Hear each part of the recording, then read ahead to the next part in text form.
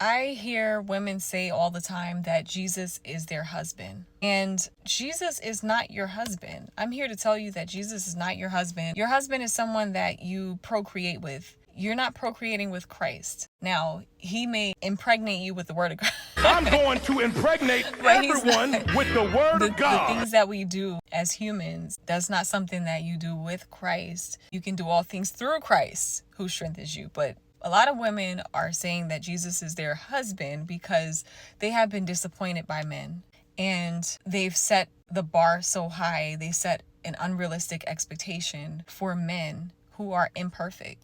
The Bible does say for husbands to love their wives like Christ loved the church, but let's be clear, Christ was the standard. Just like we strive to live a righteous life, but that doesn't mean we always do. He was an example. He was the standard. The reason why he also died is because he knew we were not capable of fulfilling the law. He came to fulfill the law. We need the Spirit of Christ in order to even follow the law because we're imperfect. But you can't set these unrealistic expectations on men. Men are imperfect as well as women are. To say that Christ is your husband, it's usually coming from a wounded place. Women usually say that because they have been heartbroken by men. So they have put Christ in the place where a man or a husband would be, but it's not the same. Women also do that because they don't want to be held accountable, especially women who are believers. We have to take accountability. We can't put everything on Christ when we need to look at ourselves as to why we have chosen how we've chosen. No one's holding us at gunpoint to choose the people that we choose. I would never say that Christ is my husband because the only time they will have a husband is when they meet Christ. So you have to be careful what you say because that is not the truth. A lot of times we're not being honest with ourselves. If you so desire, he can provide a husband for you. People think that based off their circumstances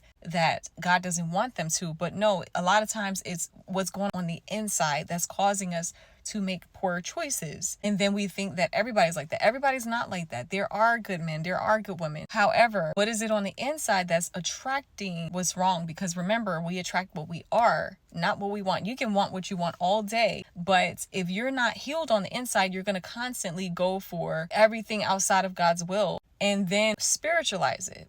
Sometimes we don't want to see ourselves so much that we spiritualize things. And really, the reality is maybe you genuinely do want a husband. You just don't want to be hurt. Just say that. And that's why we have to allow Christ to heal us. And we have to look within ourselves to see what we're doing wrong. Not live in condemnation, but conviction in God's love so that we can align with